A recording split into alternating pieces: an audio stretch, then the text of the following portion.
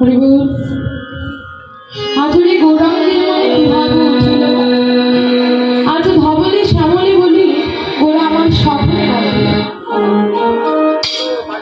লীলা পুরুষোত্তম কারণ ঘন বদান সুন্দর গৌরহরি সে রাধা কৃষ্ণ মিলিত দুটি তনু এক হয়ে কলিকালে আজ গৌরাঙ্গ মহাপ্রভু। কখনো রাধা ভাব, কখনো কৃষ্ণের ভাব।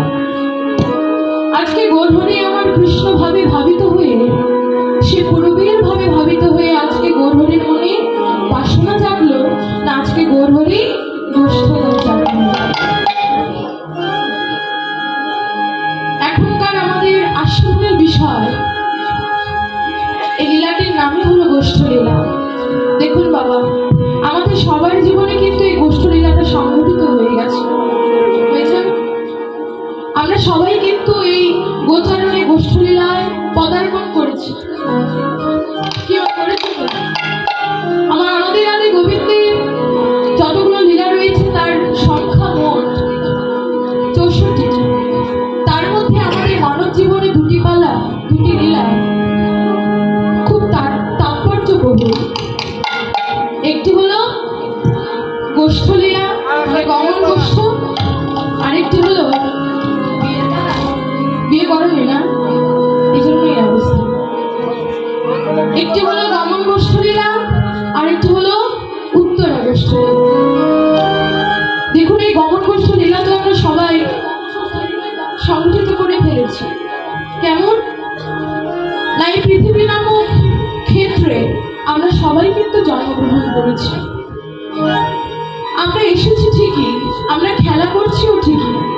এই যে খেলা খেলতে খেলতে কখন যে আমাদের এই খেলার যে সময় সীমা রয়েছে বাবা, কখন যে শেষ হয়ে যায় আর কখন যে উত্তরা গোষ্ঠীর সময় চলে আসে আমরা বুঝতে পারি কখন না, যখন সময় একদম আমাদের দাঁড়িয়ে এসে করা না, সেই সময় আমাদের চৈতন্য জাগ্রত হয় যে হ্যাঁ সত্যি বুঝি আমাদের যাওয়ার সময়। দেখুন, আজকে গৌরহরি আমার সে পূর্বের ভাবে বিভোর হয়ে আজকে তার সকলকে ডেকে বলছে, ওই সকল আজকে আমার মনে বড় বাসনা জেগেছে, আমি গোষ্ঠ গোচরণে যাব। বাবা বলুন তো, আমার গৌরহরির কি নবলক্ষ ধেনু ছিল? দাপর যুগে আমার ভগবান শ্রীকৃষ্ণ নবলক্ষ ধেনু নিয়ে শিয়াবেনুর ধেনু করে ধ্বনি করে তিনি যেতেন তার সকল রাখালগণকে নিয়ে গোষ্ঠ গোচারণে। তাহলে ইকো হচ্ছে একটু শুনেন।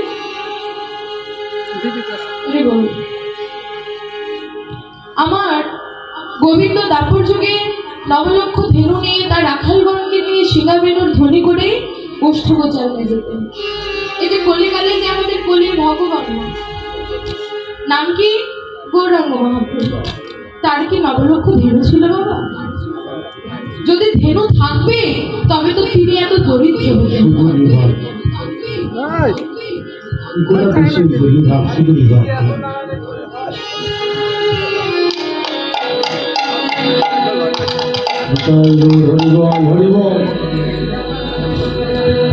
হরে কৃষ্ণ, হরি বল।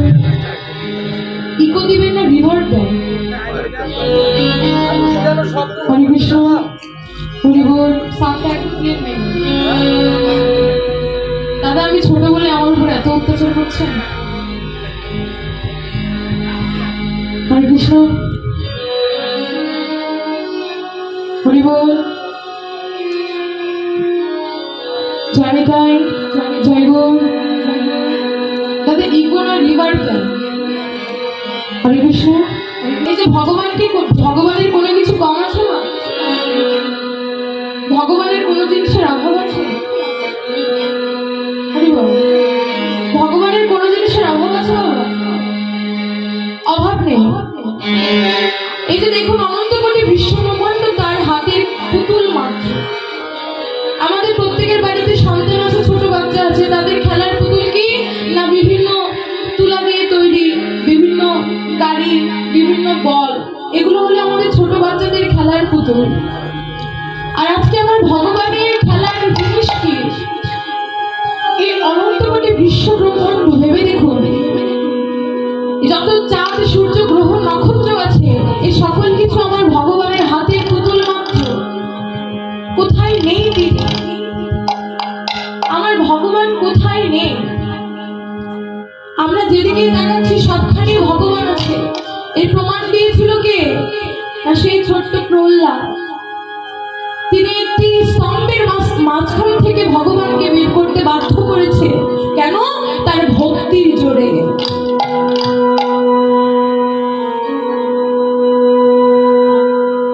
সেই ভক্তির জোরে ভগবান চিরকাল বাধা ছিল।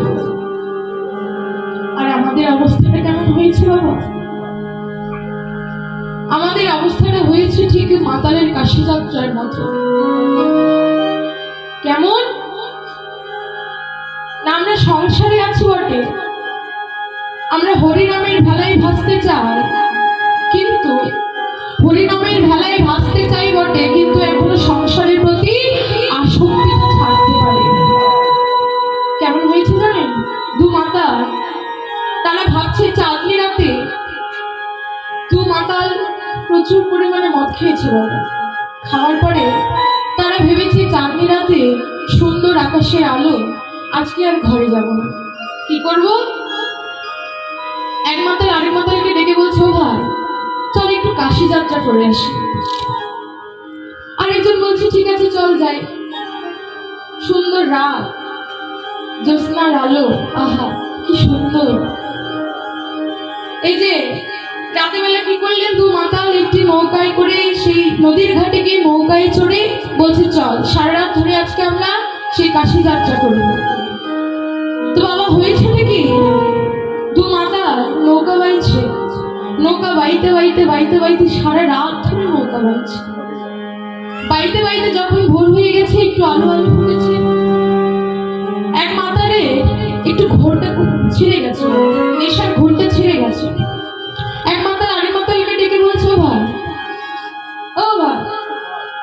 আরে সারা রাত ধরে নৌকা বাইছি, আরে আমরা তো এখনো দক্ষিণেশ্বরটা পার হতে পারলাম না। এক মাতাল আরেক মাতালকে ডেকে বলছে, আরে ও ভাই তাই তো, ঠিকই তো, আরে দক্ষিণেশ্বর কি? আমরা যেখানে বসেছিলাম আমাদের চারিদিকের পরিবেশ তো ঠিক তেমনই লাগছে।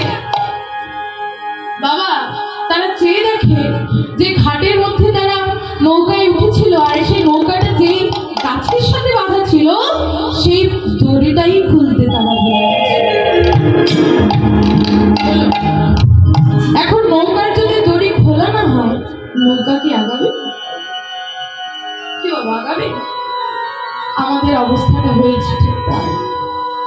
বাবা আমরা হরিনামে নৌকায় ভাসতে চাই, হরিনামের প্রেম বন্যায় ভাসতে চাই, কিন্তু এখনো সংসারের প্রতি যে আসক্তি, এই আসক্তির দড়িটা খুলতে পারি না। সংসারের প্রতি আসক্তির দড়িটা এখন আমরা খুলতে পারিনি। বাবা যারা দিন থাকতে আসক্তিটা খুলতে পেরেছে, এই নৌকা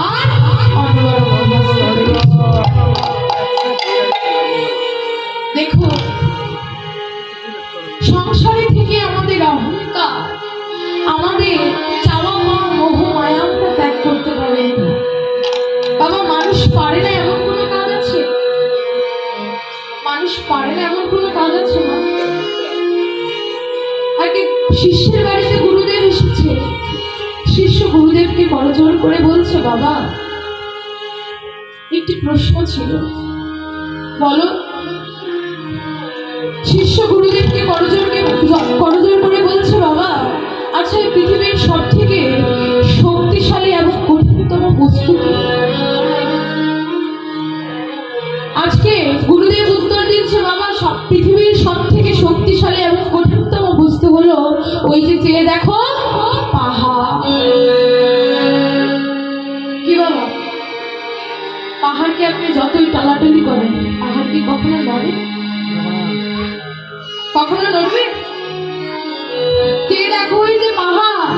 আজকে শিষ্য আবার প্রশ্ন করছে, বাবা আচ্ছা পাহাড়ের থেকে শক্তিশালী বা কঠিনতম বস্তু নেই? গুরুদেব উত্তর দিলেন যে আছে। কি না? একটি লোহার হাতুড়ি। সেই হাতুড়ি, লোহার হাতুড়ি দিয়ে কয়েকশো লোক যদি পাহাড়ের মধ্যে ঠুকে ঠুকে দিন রাত ধরে ঠুকে, তাহলে সে পাহাড় কি আর পাহাড় থাকবে? এক সময় নিঃশেষ হয়ে যাবে। আজকে শিষ্য আবার প্রশ্ন করছে, আচ্ছা বাবা সেই লোহার হাতুড়ির থেকে কঠিনতম বা শক্তিশালী কোনো জিনিস নেই? গুরুদেব উত্তর দিলেন আছে। কি না? আগুন। সেই লোহার হাতুড়ি যতই শক্তিশালী হোক না কেন, তাতে আগুনের মধ্যে ফেলে দিল।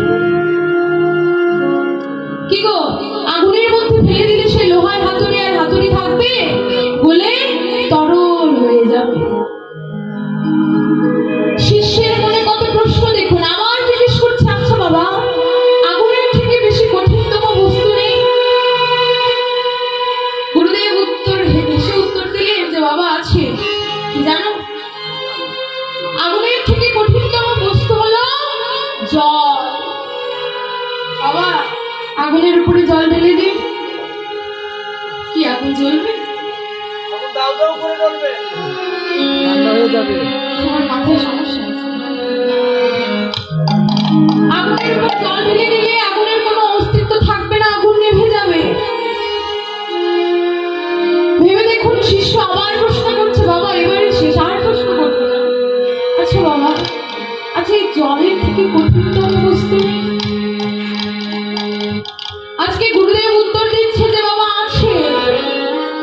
তুমি যখন জানতে চেয়েছো, বাবা শিষ্যের যত কৌতূহল জাগে, গুরুদেবের তো ততই আনন্দ হয় যে না আমার শিষ্য বুঝি ঠিক পথেই যাচ্ছে। আজ গুরুদেব উত্তর দিচ্ছে, বাবা জলের থেকে কঠিনতম বস্তু আছে, শক্তিশালী বস্তু আছে। সেটা কি না? সেটা হলো মানুষের ইচ্ছা শক্তি। একবার ভেবে দেখুন, এই ইচ্ছা শক্তিকে কাজে লাগিয়ে সে মাটির নিচ থেকে কয়েকশো ফুট ভিতর থেকে আমরা কি করছি? বিজ্ঞানের সহায়তা জল বের করছি। বাবা শুধু তাই না, এই ইচ্ছা শক্তিকে কাজে লাগিয়ে এই মহাকাশে আমরা উড়ে বেড়াতে পারছি। এই ইচ্ছা শক্তিকে কাজে লাগিয়ে আমরা কতই না কাজ করতে পারছি, যেগুলো কখনো আমরা কল্পনাই করতে পারিনি। দেখুন, মানুষের দ্বারা এমন কিছু অসম্ভব কোনো কাজ নেই যে মানুষ পারে না। এখন গুরুদেব সেই শিষ্যকে ডেকে বলছে, বাবারে মানুষের ইচ্ছা শক্তিকে কাজে লাগিয়ে মানুষ অনেক কিছু করতে পারে। তোকে একটি কথা বলি বাবা, বাবা এই ইচ্ছা শক্তিটা মানুষের এতই বড়, সে যদি একবার ইচ্ছা করে সবকিছু করতে পারবে। কিন্তু বাবা এই ইচ্ছা শক্তিকে কাজে লাগিয়ে কোন ভক্ত, এই ইচ্ছা শক্তিকে কাজে লাগিয়ে কেউ কোনোদিন এই হৃদয় থেকে, এই নয়ন রূপী দুটি নদী থেকে দুপুরটা নয়নের জল কেউ একদিন গোবিন্দ চরণে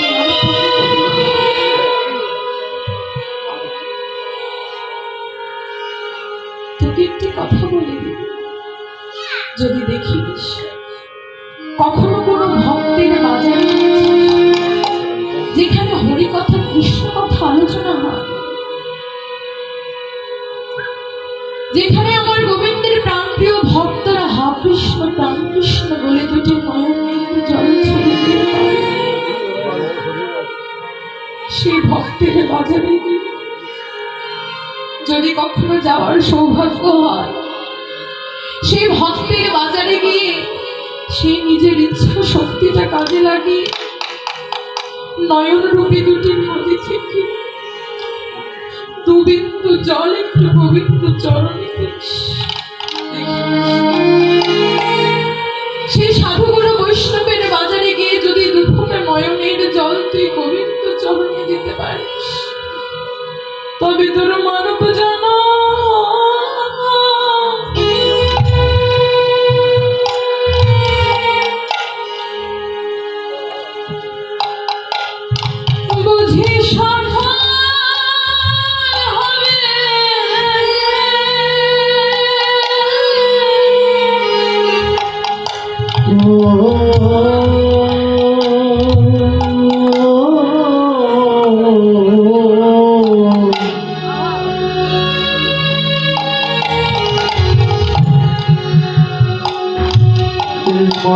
জন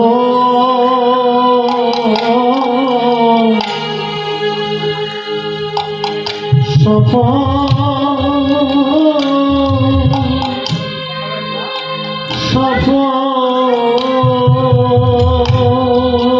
হবে।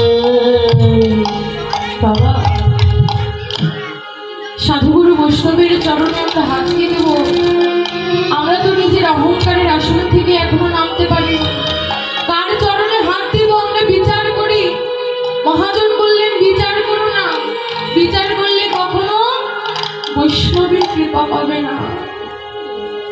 কথাই আছে না, যেখানে দেখো ভাই, যেখানে দেখো ছাই উড়াইয়া দেখো তাই, পাইলেও পাইতে পারো অমূল্য রত্ন। তোমরা বিচার করো না, বিচার করলে বৈষ্ণবের কৃপা পাবে না। কে বলতে পারে?